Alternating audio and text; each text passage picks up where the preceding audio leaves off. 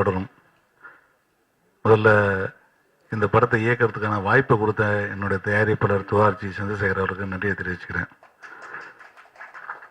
ஏன்னா இன்னைக்கு வந்து ஒரு நல்ல தயாரிப்பாளர் கிடைக்கிறது எவ்வளோ கஷ்டம்னு சொல்லிட்டு எல்லாருக்கும் தெரியும். தயாரிப்பாளர் கிடைக்கிறதே கஷ்டன்ற நிலைமையில் இருக்கும்போது அது சிறப்பாக தயாரிக்கிற தயாரிப்பாளர் கிடைக்கிறது மிக கஷ்டம்.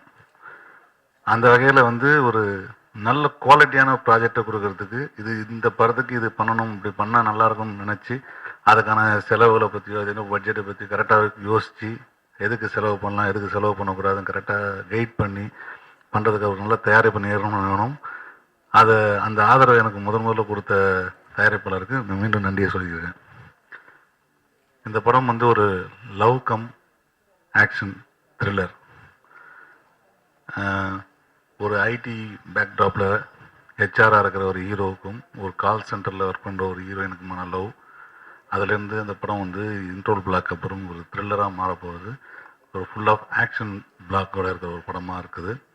ஒரு சுவாரஸ்யமான திரைக்கதை அமைச்சது. இந்த கதையை வந்து நான் ஒரு 1 இயருக்கு முன்னாடி தயாரிப்பாளர்கிட்ட வந்து ஒரு 4வது படப்பிடிப்பு பண்ணி போய் சொன்னேன். கதையை கேட்டோன்னே ரொம்ப பிடிச்சிருக்கு, ரொம்ப நல்லா இருக்குது, இதை கண்டிப்பாக பண்ணுவோம். நான் இது வரைக்கும் ஆக்ஷன் படம் பண்ணல, இந்த படம் ஆக்ஷன் படமாக அமைக்கிறது நல்லா இருக்குன்னு சொல்லி சொன்னாங்க. நல்ல சிறப்பாக வந்திருக்கு. இந்த தொட்டால் தொடரும் படம் வந்து எனது தயாரிப்பாளர் 5வது படைப்பு. 5 படங்களை கொடுத்து விட்டு அமைதியாக உட்கார்ந்திருக்க எனது தயாரிப்பாளர்கள். இந்த படத்தை வந்து சற்று முன் பேசி சென்ற திரு கேபிள்சன் அவர்கள் இயக்கிறாங்க. எல்லாரையும் சொன்னாரு, என்ன விட்டாரு, எனக்கு அவருக்கு என்ன வார்த்தை தெரியல.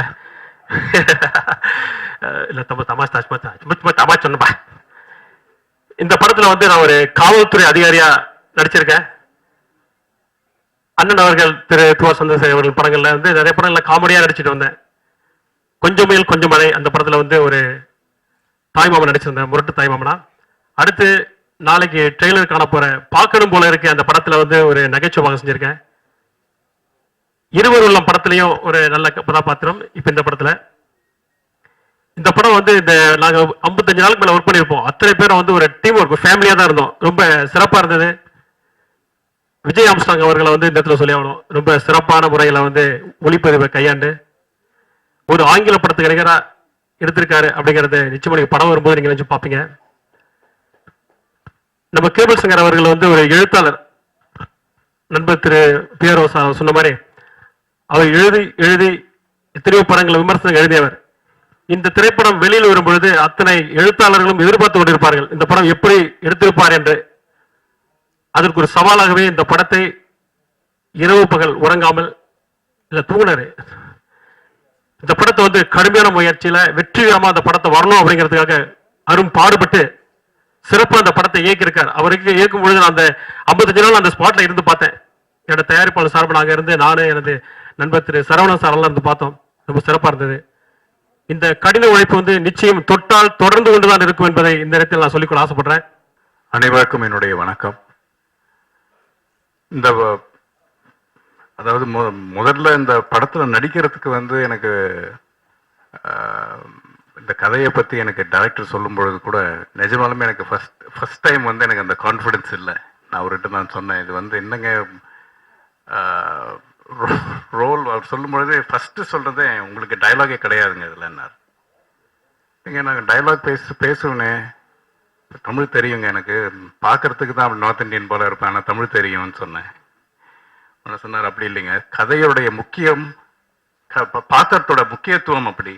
நீங்க ஒரு வார்த்தை நீங்க பேசினாலும் அதனுடைய அந்த இம்பார்ட்டன்ஸ் அதோடைய வேல்யூ குறைஞ்சிரும் அப்படின்னாரு. அப்போதான் எனக்கு வந்து அந்த கதையை மேலும் கேட்கணுங்கிற ஒரு இன்ட்ரெஸ்ட் இருந்தது. அவரை வந்து கிரீன் பார்க் ஹோட்டலில் ஃபர்ஸ்ட் மீட் பண்ணப்போ எனக்கு அந்த ஒரு ஆக்ஷன் சீக்வன்ஸ் மட்டும் சொன்னார். இதுதான் ஆக்ஷன் சீக்வன்ஸ், இதில் வந்து நீங்கள் இப்படி தான் பண்ணணும் அப்படின்னாரு.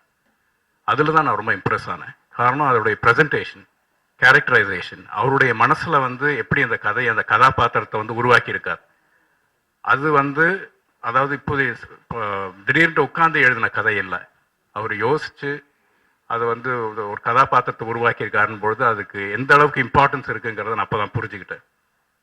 உடனே எனக்குள்ளேயே ஒரு பயம், நம்ம இதுக்கு வந்து சரியாக அதை பண்ண முடியுமா, can I do justice for the role. அவர் சொன்னது என்னன்னா, ரொம்ப சிம்பிள், இப்படி தாங்க இது சீன்ஸ் இருக்கும், நான் சொல்கிறேன், நான் கூட இருக்கேன், நீங்கள் இப்படி இப்படி பண்ணுங்க அப்படின்னார். So that is what made me do the film. And I hope I have done justice. கரெக்டா சார்? ஓகே. அனைவருக்கும் வணக்கம். ஒளிப்பதிவாளர் விஜய் ஆம்ஸ்டாங். என்னுடைய 4வது படம். ஆனால் இது ஒரு படம் மாதிரி தான் இந்த படத்தை நாங்கள் கையாண்டிருக்கோம். பொதுவாக சமீப காலங்களில் சமூக வலைத்தளங்களில் திரைப்படங்களை பற்றியான விமர்சனம் செய்கிறவங்களுடைய கூட்டம் அதிகம். இன்னைக்கு நிறைய பேர் அதை செய்கிறாங்க, தொடர்ந்து செஞ்சிட்டு இருக்காங்க, ஆரோக்கியமாகவும் இருக்கு. சில சமயத்தில் துறைக்குள்ள இருக்கவங்களுக்கு அதுல ஒரு எரிச்சலும் உருவாகுது.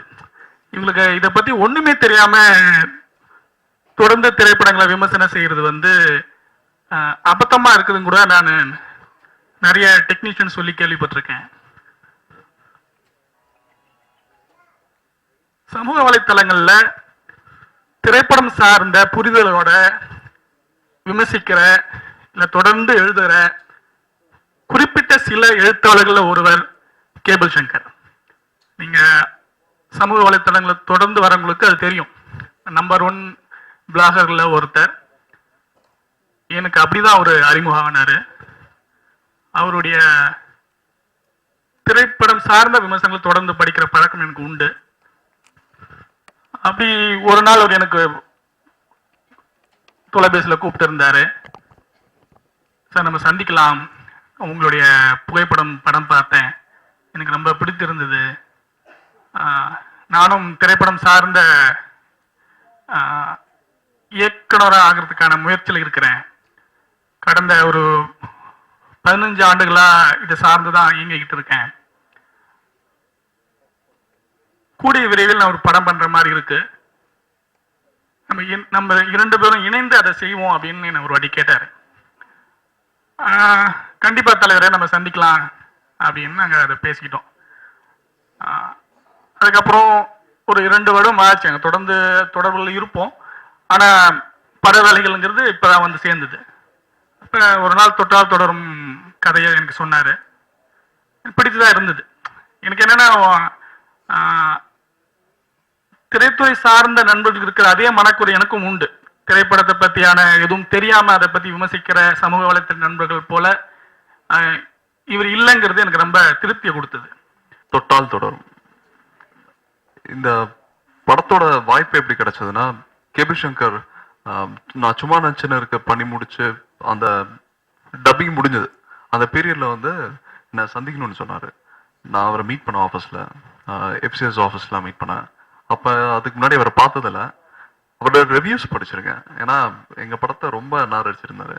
சரி, அவரை மீட் பண்றப்பதான் தெரியும், அவரை ஆஸ் அ பர்சன் மீட் பண்ணது கிடையாது. சரி, லைக் இட்ஸ் ஓப்பன் ஃபார் கிரிட்டிக்கலா. இன்னொன்று very constructive criticism.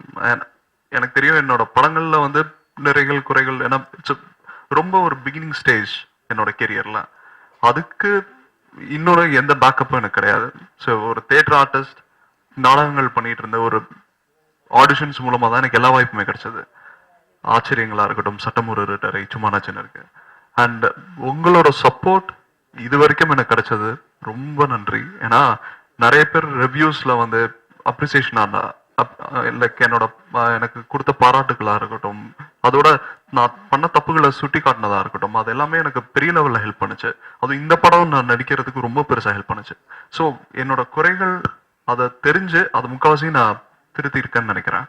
And cable Shankar இந்த ஸ்கிரிப்ட் சொன்னாரு, ரொம்ப நல்லா இருந்தது. அந்த bounded script with dialogues, screenplay எல்லாமே இருந்தது அந்த இதுல. நான் படிச்சுட்டு நான் செகண்ட் ஹாஃப் கம்ப்ளீட்லி விஷுவல், நிறைய action, the complete genre of the film மாறிடுச்சு. ஃபர்ஸ்ட் ஹாஃப் ஒரு ரொமான்டிக், ஒரு நல்ல ஒரு ப்ரீஸி ரொமான்ஸ் இருக்கும், ஒரு சப் பிளாட், ஒரு இன்வெஸ்டிகேஷன் பேரலா போகும். இது ரெண்டுத்துக்கும் ஒரு கனெக்டிங் பாயிண்ட் இருக்கு. இதுக்கப்புறம் கம்ப்ளீட்லி ஜானர் மாறிடும். அண்ட் விஷுவல்லி ட்ரீட் பண்ண வேண்டிய படம், ஏன்னா நிறைய விஷுவல் எலிமெண்ட்ஸ் இருக்கு. நான் கேட்டேன், இதே மாதிரி வருமா சார் படம் அப்படின்னு. அவர் சொன்னாரு, இதுல இருந்து ஒண்ணு கூட மாறாதுங்க, நீங்க என்ன படிச்சீங்களோ அது அப்படியே வரும்னாரு.